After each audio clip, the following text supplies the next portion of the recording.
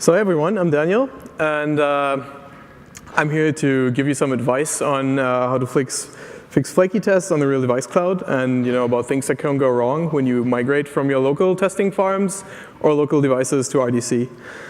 My day-to-day work, like Sam already said it, I'm an engineer, so I'm implementing cool new features like the XUI test native support, Touch ID support, camera injection, or virtual USB Android.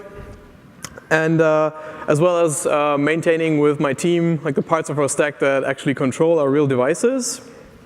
And also I do work with RDC support and RDC operations very closely. So whenever you have a problem, they will escalate to us, and we'll make sure it gets solved quickly. So in short, I'm part of the Sauce Labs efforts to deliver a stable, reliable, and highly performant real device cloud. Okay, so before we go into the details, I would like to give a bit of an insight about the motivation I had for this talk. So I've been with RDC for almost 2 years now, and during that time I've seen some reoccurring patterns of failure and problems that people have had. And while some of them are easily resolved, some are complicated, and others just might drive you crazy trying to solve them. So I've been collecting some of these and taking notes about the most common ones, and that became the foundation for this talk. Okay. So, we just start. So what is it that makes real device testing so special, apparently, or so complicated? And to get some better understanding, I have this slide to compare them with emulators. So at that point, I want to give a huge shout out to the Sauce Labs Emusim team in Vancouver.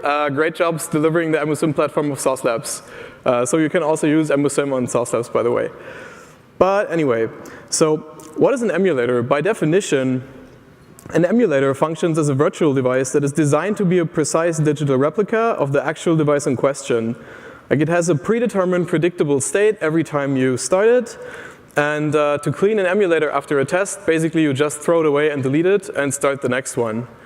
Now, and as much as we would like to burn real devices after every test and just buy new ones, I guess you can imagine why we don't. So the conclusion is, on a real device, you cannot get that 100% same behavior every time, because there might be a background service that is running, maybe it's buggy, sometimes it can crash when your app does something unexpected, or there might be a physical sensor that interferes with the test in an unexpected way. And also you got to think real devices come from many different vendors, especially Android. They run their own custom software sometimes, and there's no way to tell how that is going to affect your tests. Maybe it does, maybe it doesn't. Then one more thing, devices can have settings that don't even exist in emulators. And sometimes some of them are even turned on by default. And of course they have actual physical hardware sensors, microphones, cameras, and they behave differently or they don't even exist on emulators. So while we always recommend, and it makes total sense to use Emusim on the first stages of development to get quick feedback, in the end, for getting the best user experience for your application, it always makes sense to test it on real devices to deal with all these quirks. Whoop. Okay. So let's, now that we understand the fundamentals or the difference between real devices and emulators, let's look at the very first common cause of failing tests. So I said that you cannot clean devices completely, as we cannot burn them and buy new ones. But of course, we do a lot to get them into a clean state. And part of that is doing some things that people with running local device farms or local devices don't expect. So the first thing that we do is, of course, we clean all applications and remove all their settings. We reset browser histories, browser caches, temp files are deleted, settings are reset, locales and time zones are reset. So as a consequence, your app will always start on a fresh device, And you need to make very sure that your test does not rely on any initial state that you might had before, right? So there are many cases where I've seen that the app was expecting some file to be present, or some account to be logged in, and or some pop-up to not appear. And that's also, one of the first smaller problems. Use Appium's auto-grant permissions, right? Because on a local device, like you tap the permission pop-up and it will work always, but on the cloud, you will get permission requests every time if you don't. Okay. Clean devices, part 2. Keychain reset. That is something that few people expect. So what is the keychain? The keychain is an iOS-specific feature, and it hides like a secure database behind an easy-to-use API provided by Apple. And you can use it to store things like passwords, keys, certificates, and even user data as nodes. And like the most obvious example is, you have some account data, and that account is logged on by default. And when you don't reset the keychain, then that account will still be logged on. So you might be thinking, okay, but I'm uninstalling my app also locally every time. Isn't that enough? And as a matter of fact, it is not. Like the keychain is also persistent across reinstalling applications. So be aware, your test will fail if it expects some account to be logged in. So how can you fix that? Oh. The fix. For public devices, there is no fix. Change your test and deal with it, because I think it's understandable that for public devices, we don't want any residual customer data on them between test runs, so we clean the keychain every time.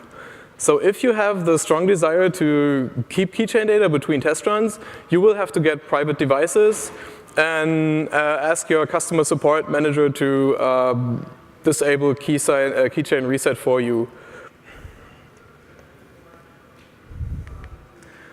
Okay, a next fun topic for iOS.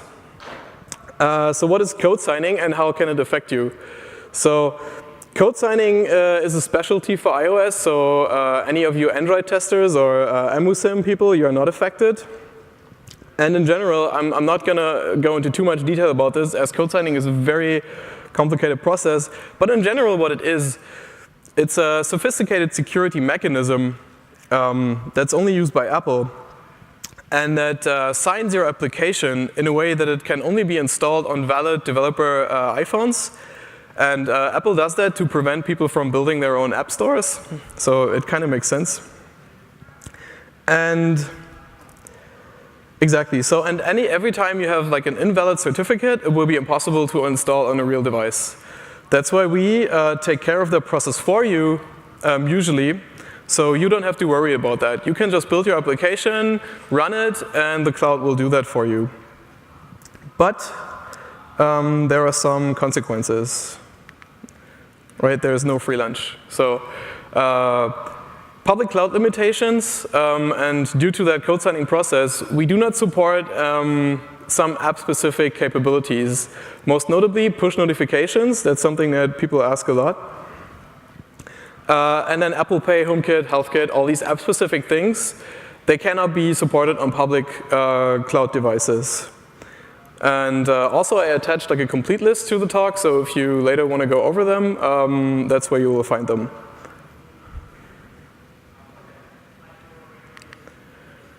Okay, the arch nemesis of RDC engineers and testers are like pop-ups. They're like a really bad problem for running real device tests, as with every new version of operating systems, device vendors come up with new pop-ups to haunt us.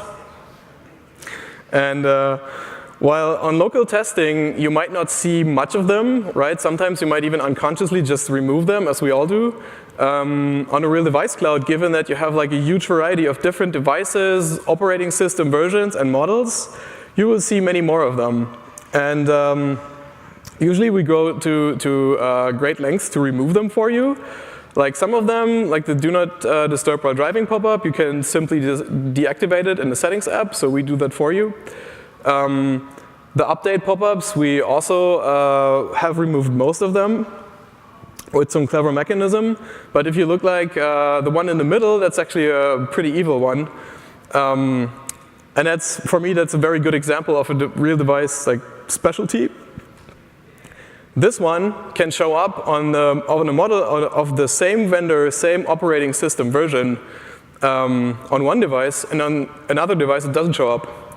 And we've gone into some great research effort to find out why that is the case, and in the end it turned out that actually the build number of the operating system was the reason. So there are some operating system builds where you will see that, and then others where you won't see those. So the solution for the cloud, of course, was we just removed the devices with that pop-up. But yeah, so what you should know is that these things just sometimes happen. And if you see pop-ups that are not related to your test, the best thing to do is, if it happens more often, to just contact support so we can have a look at it and probably fix it. As for permission pop-ups, just use Appium's auto-grant permission feature and it will tap them away for you. Whoop. Okay, word on Appium. So while we believe in not vendor locking you with your Appium tests, and we usually support all of Appium out of the box, including all of the capabilities and all of its features, and we don't have any vendor-specific things, because the philosophy or the idea is we want you to be able to switch from local testing to cloud testing very easily without much hassle. But of course, there are some things that we have to do. And one good example is installing and uninstalling apps. It just won't work, as RDC handles it for you. For iOS, for example, it's easy to understand why, as I was talking about code signing before. So we need to take care of that for you, and therefore we need to install the app on the device for you.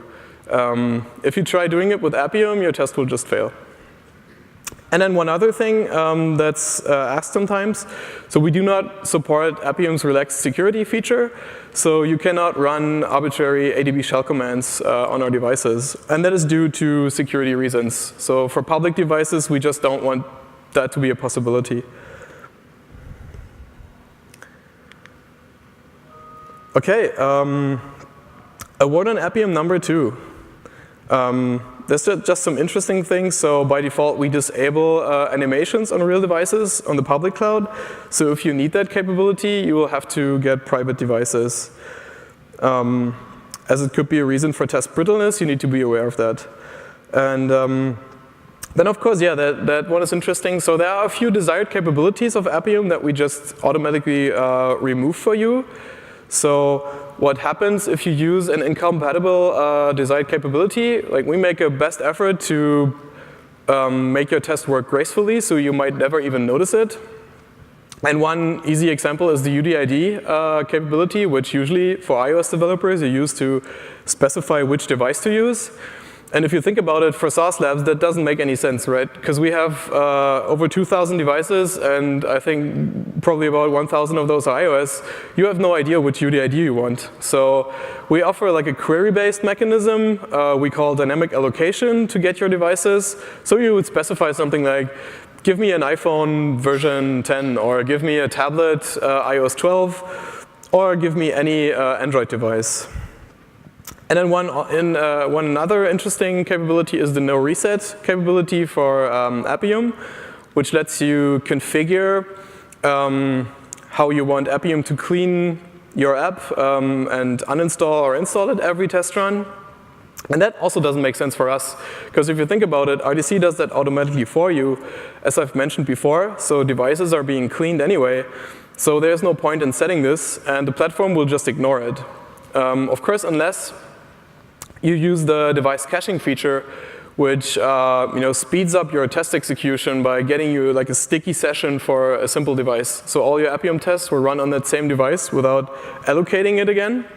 And there you can use the no reset capability to change the behavior. But again, so for a complete list, I've attached a link. So when you get the slides, you can check out every detail. Okay. Some unexpected turns. I've taken a few cool pictures of what RDC data center devices really look like. So this is what you will see when you go into our data centers. Like there's huge server racks with tons of devices in tidy, nice drawers. And if you look at this with an RDC engineer eye, you will see one thing. All of those devices actually lie on their side. And that might have some consequences sometimes. So to give you the best possible user experience, of course, we set desired locations for devices. So phones usually start in portrait, and tablets usually start in landscape. But sometimes it might just happen, that certain seismic events, like someone could bump into a server rack accidentally, or open a drawer, and it might happen that the physical sensor of the device is triggered. I think it's even so sensitive that it picks up other things. But, and this is a very edge case, but sometimes you can see that in your test execution video. You can actually see that the screen rotates without any reason whatsoever. And that's usually the reason for it. So it doesn't happen very often. In fact, it happens very rarely. But one thing that you can also see, like you start your application, and the device is in the wrong orientation, and then the platform rotates it. So it might be that your test fails because of that, or the app crashes because it doesn't expect to start in the wrong orientation and instantly be rotated. And now you could, debate over whether that's a good thing or not, but I assume it's actually okay, right? Because, it's probably not impossible for users to do the same thing, and you would want your app to handle that. So I would suggest either you disable unwanted orientations for your app entirely, or you make sure that the test can handle it. Okay, what? Oh, I guess my presentation is broken. Sorry, that's unfortunate. That is probably what you would see if you try to access. No, it's okay. It was a joke.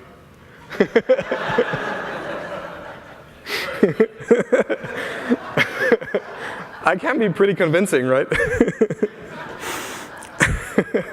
So this is what you would probably see when you try to access the camera on RDC. So for security reasons, we just tape the camera.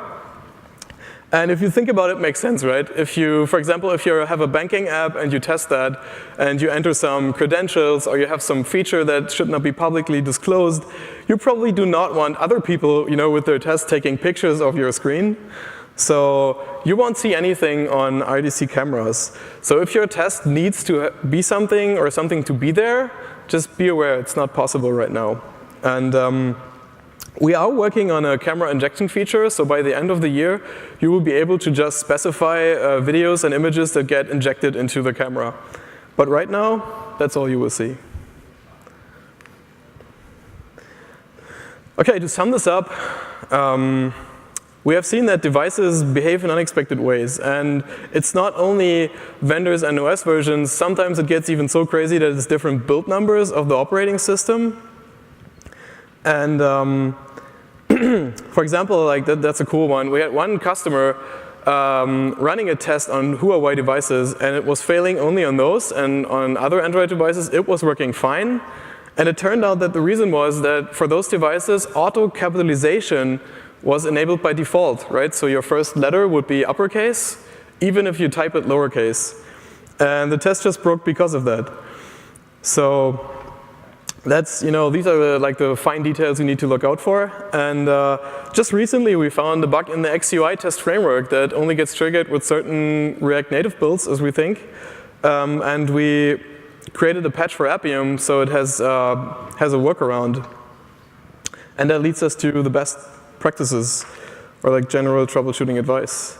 So right now, you might think, oh man, that's impossible to write any stable test for real devices, but don't worry, not all is lost. So despite all these issues, you can and you will succeed with this. And there are some things that you can do to check out or to troubleshoot your failed tests.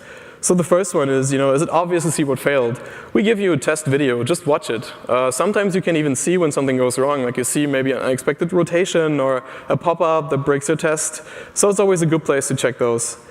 Can you see exceptions? Go to the device logs, just type an exception and see if there's something going on. There are numerous cases when I've seen null pointer exceptions in some app code, and the test was failing because something just happened that no one expected. was an unexpected error. So you can filter logs by log level, and I recommend you do that because logs can be quite verbose, and a lot of that stuff nobody understands, not even me. So if you filter them by error first, like you see all the errors, and sometimes you can even see something useful that tells you, even if you don't know the app code, but it tells you like what could be the reason for your failure. And if that doesn't help, like you can still thoroughly check the logs, and you might even see sometimes some issues. Like for example, recently we've seen some iOS app trying to access the local host, and we don't know exactly why it happened, but we guess that the developer or tester was building it for simulators, and when they migrated to RDC, there's no localhost, right? Localhost on a real device is the device, while for a simulator, localhost is the actual macOS host that it's running on. So next tip, is it reproducible? Try to run the same test on the same device a few times. Maybe that gives some insight on what's happening. Is it reproducible times 2? Try to run on different devices of that same model. Right? Maybe you just have spotted a device that's flaky or something, and you need to contact support so they can replace it. These things happen. And then, of course, the last step, is it reproducible across different models? So is it like related to your test, or is it just related to that model? So the idea is basically that you kind of narrow down the surface of error until you either understand, okay, my test is broken with that specific device, or it's broken for all devices. Maybe it's some setting. So this is basically the way to go. Okay. Man, that was pretty stressful. So let's take a break for a moment. Sit by the fire, and I'm going to tell a story. So I think that's just a funny story, and I like to tell it. So if you think about it, we built a testing cloud, and if you think about location, for us the obvious use case is something like a pizza app, where someone has some stores, maybe in New York, they set a location somewhere, and they expect their 5 stores to show up in a around me kind of functionality. And then at some point, one of our customers was a streaming service, and what they wanted was actually a real location, which was a use case that we just never expected. And I mean, if you think about it, it makes total sense, right? A streaming service, they need a real location to make sure that the device is actually in the US, for example, so they can only deliver US content as a security feature. And then the Android operating system introduced APIs to make sure that the location is not faked, right? Because it would be kind of ridiculous if your security mechanism could be worked around by just adding a fake location. So that was new to us, and then also the question was, so guys, you tell us you can't receive GPS, but we can also receive GPS. Even if we turn it off, it still works locally in our farm, but it doesn't work on your RDC cloud. Why? And the reason actually was, they were using Wi-Fi that could be picked up by Google Street View, and that also resolves GPS. And our Wi-Fi is securely shielded in the DC, so it doesn't get out, so it's not registered with Google. So there was no way for the devices to get a real GPS coordinate, and therefore the app just refused to work. And in the end, the solution was just give them a SIM card. So using the SIM card, you can also resolve GPS. They could get real GPS coordinates, and that whole topic was over. But it was pretty interesting. And so let's talk about another funny story, or something that you need to be aware of also. So we had a customer once, and they had all these initial problems that I was showing you, and also some Appium difficulties. And we were working with them to overcome all these problems, and we were finally getting somewhere good. Like everything was working out, everyone was happy, and at some point, all the tests started failing. Everyone was super upset, and the question is, what happened this time? And it turned out that so all of the tests were hitting their production system from our IP range, right? Because all of our devices are connected to the internet. And some security mechanism, in this case a CAPTCHA, was triggered.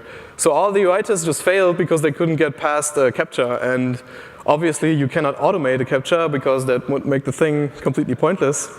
So yeah, just keep in mind, if you want to adopt RDC at scale, maybe it makes sense to consult your internal security teams and ask them, do you have any intrusion prevention system or any like CAPTCHA mechanisms? because that can go wrong. Okay, so after that short break, we continue with our last pitfall for today. So keep in mind that this is a fact that you cannot change. Appium tests will run slower than local. And it doesn't matter which real device cloud you use, it's just a general fact. And the reason for that is you use your Appium client and you run the test on the back end, and what happens is every time you search for, or you make a query for getting some element, or you invoke some action on it, every time Appium invokes a HTTP request that goes all the way to the device, and then you get a response all the way back. And of course, if you run this over the internet, then there's added latency, right? If you run it locally, there's virtually no latency, like 0 milliseconds. But if you use the internet, it will be a lot slower, or maybe not a lot, but notable. And fun fact I just learned, if you try the different data centers we have, like EU and US, you can even see the comparison. If you're in the United States and you try to use the EU data center, it will be really, really slow. So what do we do? And also, you got to think about if you have some strict timeouts in your test, that might also be a reason of failure. So what do we do here? So I thought about it, and should performance of a single bigger test be an issue for you, you could always try to migrate to Espresso or XUI test, which we have heard earlier today. But of course, that's probably not desirable if you have a huge Appium code base. So what I would suggest is, so IDC is highly concurrent. If you can, it makes sense to take advantage of that. Because we support out of the box that you can run your tests on multiple devices. And for that to work, you would have to make your tests smaller. So I've seen XUI test executions that went 2 or 3 hours even. And that is bad for multiple reasons, but one of them is they're really hard to parallelize. And yeah, okay, it's pretty good. Okay, so then I want to give some general test authoring advice, like the obligatory slide. So we have talked about concurrency, and so the first item on the list kind of goes into that direction. So if you want to parallelize Appium tests or even Espresso XUI tests on RDC, it makes sense to make them smaller. So instead of having that 1-2 hour test suite that tests everything, it makes sense to have smaller, self-contained, autonomous test cases. And it kind of makes sense if you think about it. So let's imagine you have a 2-hour test suite, and a few of the tests in that suite are flaky, so they might break 30% of the time.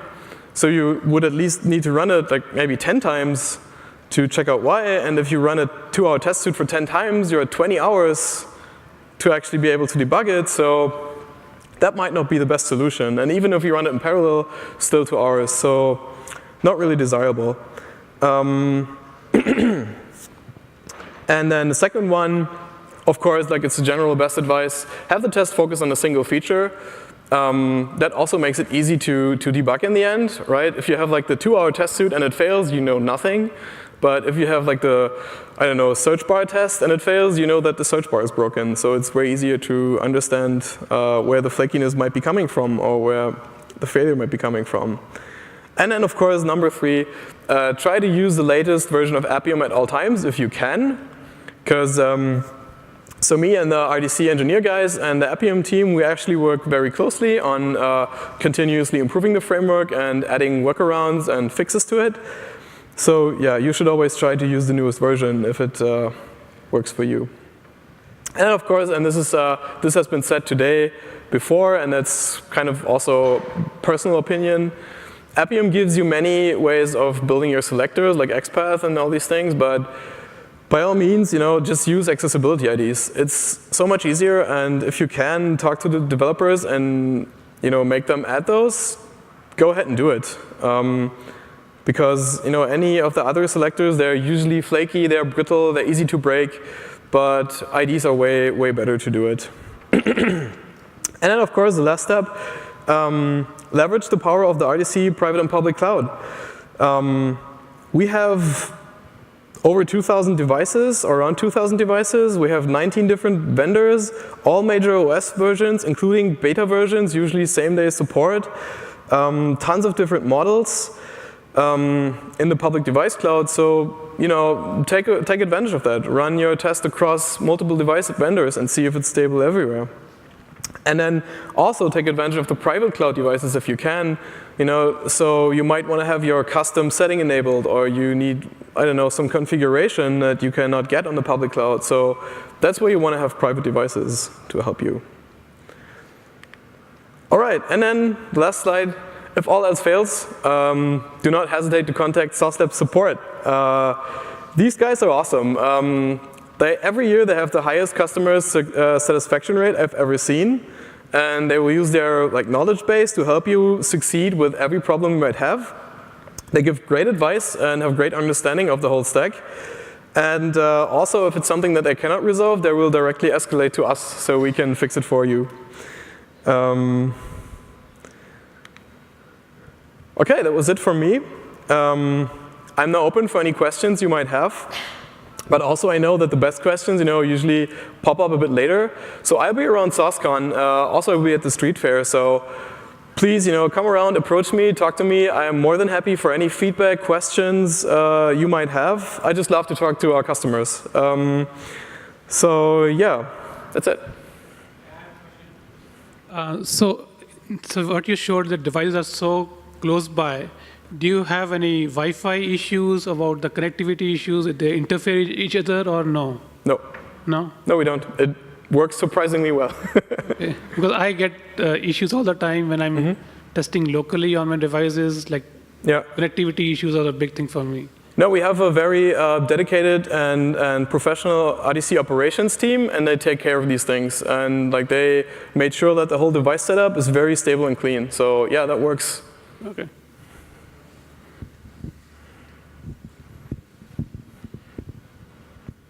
Hi, I'm from Salesforce. So I have a question. You mentioned about that one. Try to use the latest Appium version. That's a kind of the tip from you.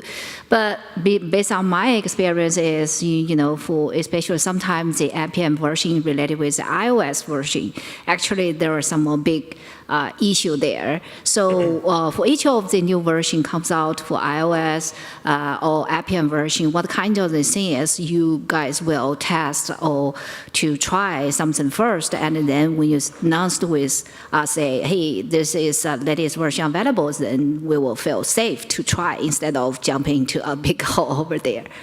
Yeah. Yep. Yeah, that is true. So for Android, we've been working very closely with the Appium team to bump up the quality for Android recently. So they test way more on real devices now. But for iOS, it's true. They have not gotten to a level of testing that we would like currently. So yeah, it's true that with new versions you can have some problems. That's why I said if you can. So you should try it. If it works for you, fine. If it doesn't, file a support ticket, and we will look at it.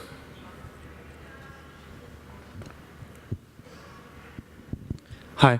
You mentioned that you do not support the relax security flag for Appium. Yep.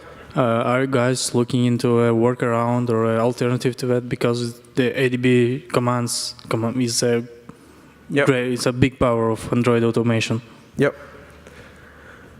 So right now, the advice I can give is we have recently developed the virtual USB feature. So depending on your use case, it might make sense to go virtual USB, which gives you full unrestricted access to devices.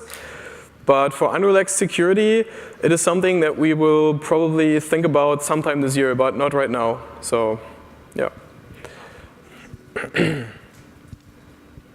All right, I think that's it. We'll have another speaker here in about 7 minutes, and let's give a round of applause for Daniel. Thank you so much.